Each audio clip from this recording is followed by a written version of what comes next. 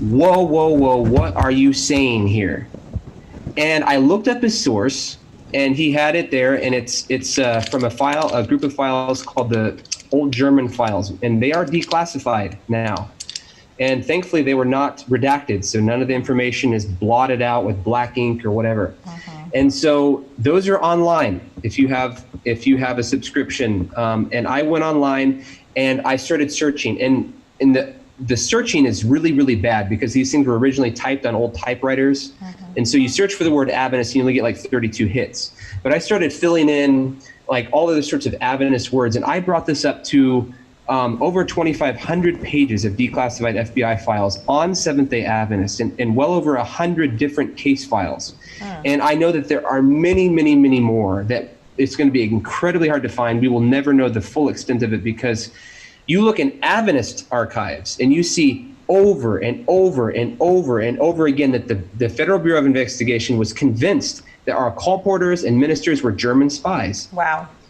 And so I started analyzing these documents that I found and realized that they are infiltrating our camp meetings secretly, our church services. They are confiscating our mail, intercepting our telegrams. They are holding missionaries who have been overseas and come back. They're holding them in jail for a period of time to investigate their cases. They do jail several of our colporteurs. They throw some of our Adventists who were conscientious. That was heavy. I have to, because there's been tons of questions, but something I wanted to ask. Briefly, ladies and gentlemen, because we had some technical difficulties, I'm going back a little bit. So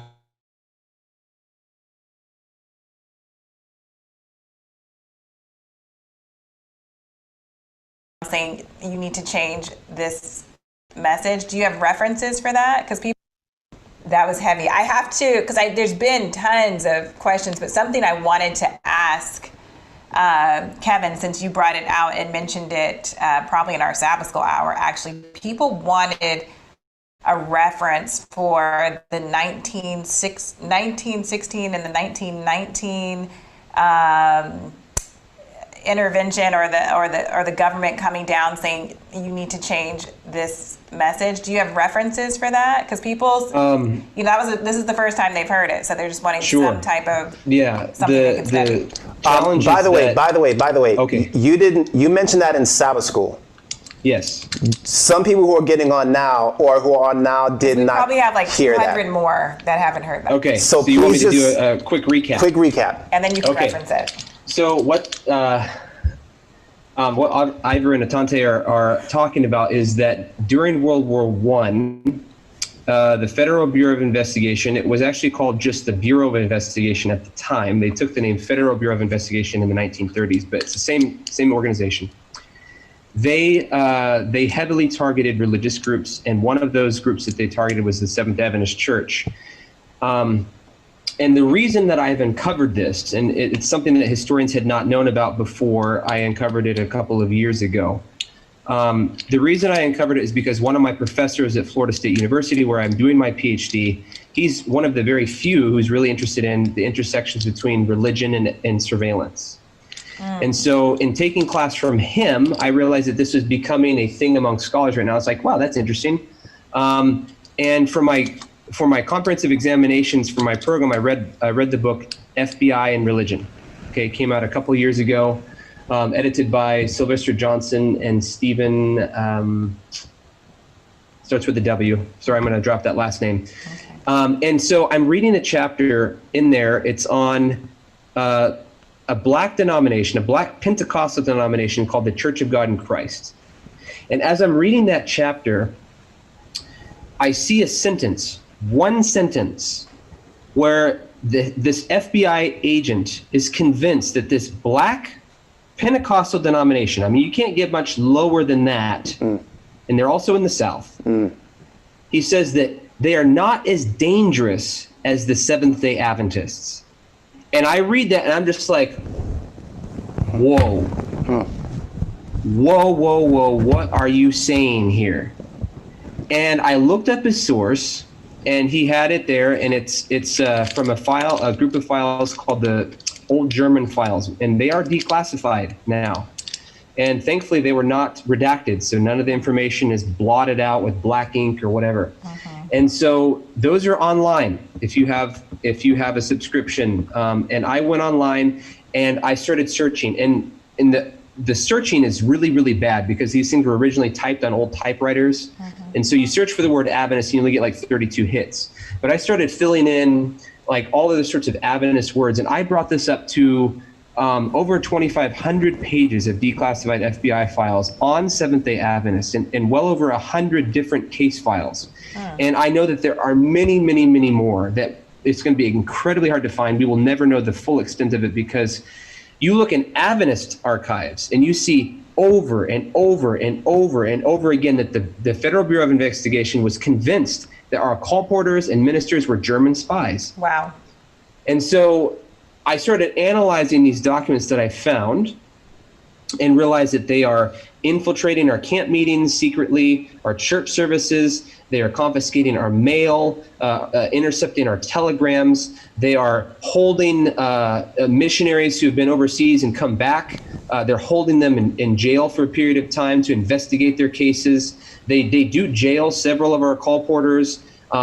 They throw some of our Adventists who were conscientious objectors into an insane asylum. I mean, I could go on and on and on. And so they're doing this to us, and it comes to the point where they say, hey, we don't like what you're publishing. We believe you guys are socialists. Everything you're publishing is red. And so they said, basically, you need to change or you need to go to prison for a long time. And this was no idle threat.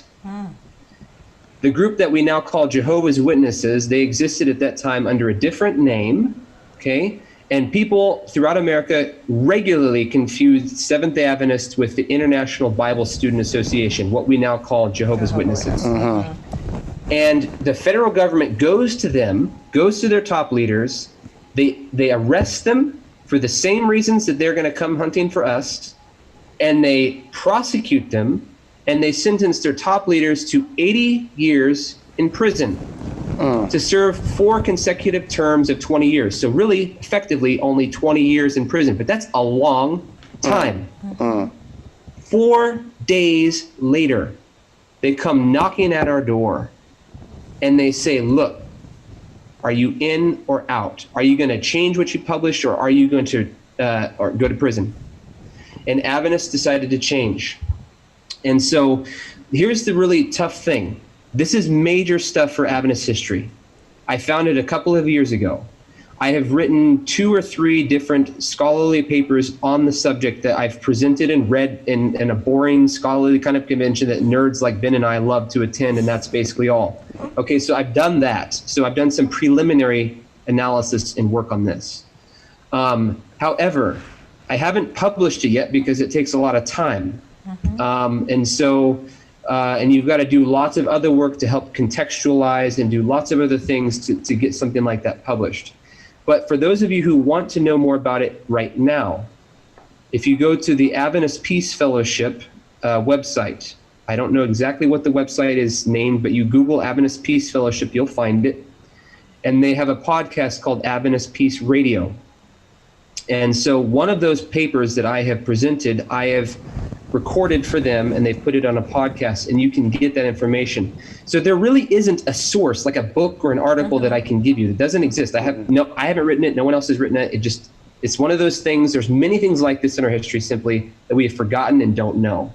But there is a way to sort of get the information. And so go to that podcast and then check that out. Kevin, yes. What did they change specifically speaking? Yes, I need to repeat that part of it for people who weren't here in the morning. So among the things that they changed, and they changed several things, like they go through and they cut out a lot of like condemnatory language that sounds unpatriotic. So anything that sounds anti-100% American, they're changing all of this kind of stuff. Anything that's critical of the United States of America. And Adventists were very critical of the United States. And one of the most ways that they were was this so-called doctrine of the two-horned beast, what they called the two-horned beast at that time. And most people know now as the lamb-like beast. And there are reasons you know it as the lamb-like beast, not the two-horned beast. And I'll get into that in a second. Make sure I don't drop it this time. I didn't mention this in Sabbath school. Okay. And so what we're doing is we're saying that America is this beast, because it claims to protect religious liberty and civil liberty or social liberty. And so it looks like a lamb, but it speaks like a dragon because it denies religious liberty and civil liberty to religious and racial minorities. And so we're preaching this, we're teaching it, we're holding up pictures before people. And let me show you one, okay? Let me just show you what, I'll have to take you to the door of my office, okay? Let's go. Does this show up? You see that two-horned beast there? Yeah. It's depicted as a lion with a lion head, a leopard's body, and the feet of a bear, okay? And if anyone is a really good student of prophecy, they're going to say, hey, wait a second. That's how the beast from the sea in the first part of Revelation 13, that's how that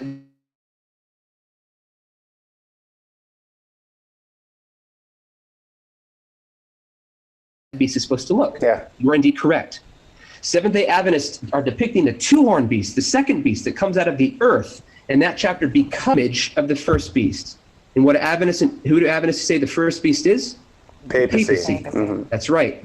And so they're claiming that Protestant America has become just as oppressive as the papacy was during the Middle Ages. Okay? And that's why they're depicting this beast as a lion, leopard, bear combination. Okay. And so they are going to change all of this in World War I because the American government does not like being identified with this nasty beast. That seems so unpatriotic and so unacceptable. And as I mentioned before, this was this is a time where First Amendment rights had never been tested and proven in courts, and so the government rode roughshod over all of the First Amendment rights, freedom of speech, freedom of religion. They coalesce very clearly in this moment for Adventist history. And so Adventists changed this. And so what they were doing before is they're saying America is this beast now. They're preaching this so thoroughly in the 19th century. America is currently this beast. It's oppressing people now.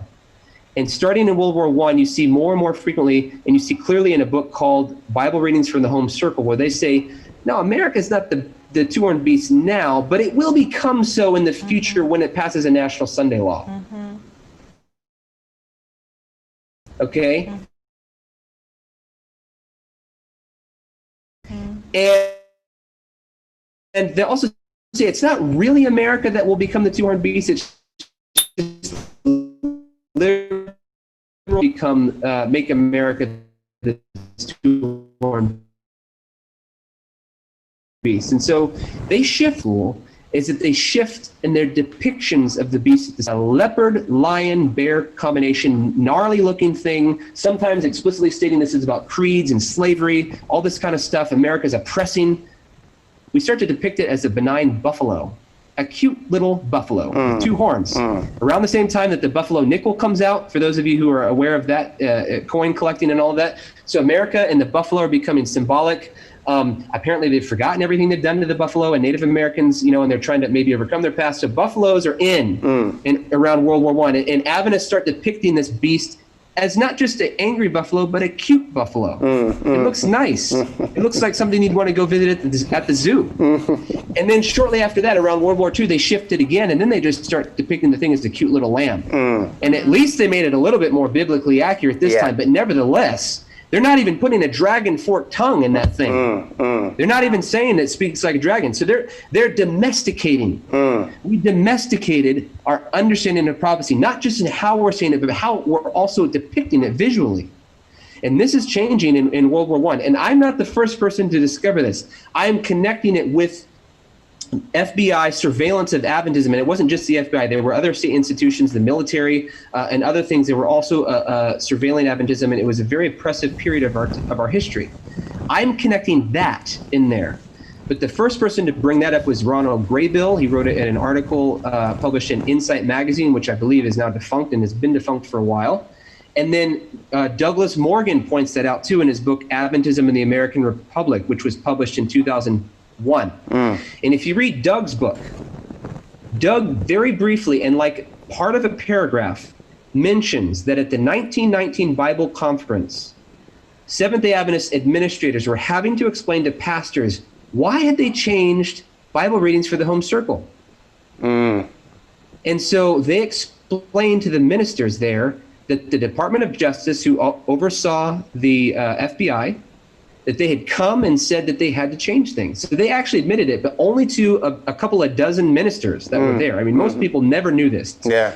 You look at other Adventist tracts, and they will say in books, they'll say that this passed the chief military censor on a certain day. So they actually owned up to the fact that they revised their stuff. Yeah. They never did that for Bible readings for the home circle. Yeah. They never did it when it came to changing our actual doctrine, part of our fundamental beliefs, part of the three angels' message. So they didn't accept that. They didn't own up to that. So what happens from that point forward is we're hearing less and less about this beast currently speaking like a dragon. Its future, that provides the platform for an increase in patriotism. Oh man, and it happened. Oh, it happened. Take a look at our history. You're going to find hardly any books on Seventh-day Adventist involvement in the Civil War, even though there were soldiers there, or World War I. Next to nothing is written on that. You go to World War II, huge explosion. We're writing book after book after book saying how awesomely patriotic Adventists were. Whereas our non-combatant stance that we took officially as a church had been a reluctant thing that you did only if you were drafted because you didn't want to take a bullet and become a martyr for your pacifism. That was a reluctant stopgap measure.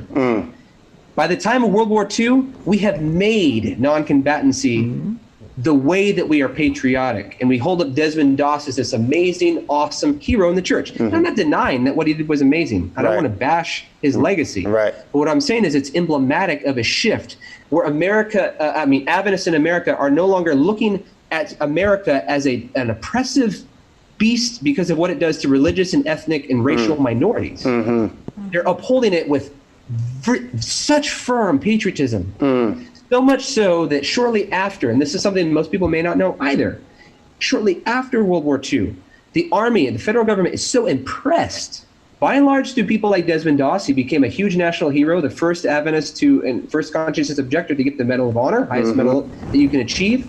Because of this publicity, they come knocking at our door and say, hey, now there's this thing called the Cold War going on, and biological and chemical warfare is a big problem. We're really worried about Russia dropping some sort of chemical bomb on America and hurting us. And so they said, how about this? How about we give you Sabbath privileges and non-combatant roles, and you come in and you serve as what we call white coats for a project we call Operation White Coat. So what we'll do to you, we'll tell you what we're going to do first, but we're going to inject biological chemicals into your body, see how you react, so that we can try to find an antidote for it.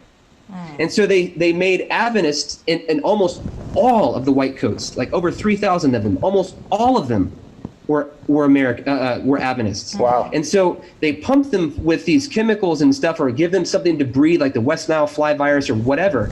And then they try to see how they'll behave, how they'll react, and then they try to come up with a vaccine. So they made Adventists human test subjects. And Adventists were very proud to do this. And I'm not trying to say they were wrong or whatever. I'm just saying this is what happens. And so it was a way to be patriotic, to support our nation. And there's some good that happened. A lot of the vaccines we have for major things like hepatitis A, hepatitis B, typhoid, several things, they come from this, guys. Adventists were also responsible for putting us on the moon, because they were not going to send astronauts to space unless they knew that they could navigate that space shuttle under the absolute worst conditions possible. So they trained Adventists how to operate a space shuttle. They went through the flight simulator and they pumped them full with all these horrible diseases, so much so that like the panel lights underneath the buttons in the space shuttle burned their eyes, like it was blinding their eyes. Wow. But nevertheless, Adventists were able to navigate that thing in simulation mode back to Earth, that they said, okay, we'll send our astronauts now to space. And so they do. Wow. And bringing this back to black people, by the way, Ben can tell you about the Adventist inventor who worked for NASA who was black. What's his name, Ben? I'm dropping it right now. Shoot. Oh, well, that's an aside, but he was an awesome guy. But speaking of racism in America, he invented so many things, like the tires that they use on the balloon rubbers. He invented a toilet that could be used in weightless conditions, and he never got patent rights for these things. Wow. Everyone else for NASA is patenting things, and he never got credit for any of the inventions he made until historians later found out, oh my word, Robert Sherney, right? Yeah, Robert Sherney. Wow. Oh wow, he invented it. That was an aside, but Yeah. If I can just say something real quickly, Kevin, that with this rise of Adventist patriotism that you very eloquently just spoke on, this was why, well, one of the reasons why Adventists didn't want to be associated with the civil rights movement. oh yeah, definitely. Wow. Definitely. Colin Fear of communism. Right? Colin Kaepernick was, when he was kneeling, he was seen as anti-patriotic, as not being. Of course, this was debunked because people were pointing out that patriotism and protest is quintessentially American and quintessentially patriotic. So that's been debunked. But Adventists were distancing themselves from the civil rights movement because some believed that the sort of protest that they were doing, Martin Luther King and others, that it was not American enough. The peaceful protests. Yes, Adventists were still trying to prove their patriotism to the American government, while also trying to prove their Christianity to evangelicals. So we were just doing a lot of proving during that time. But you still see it now that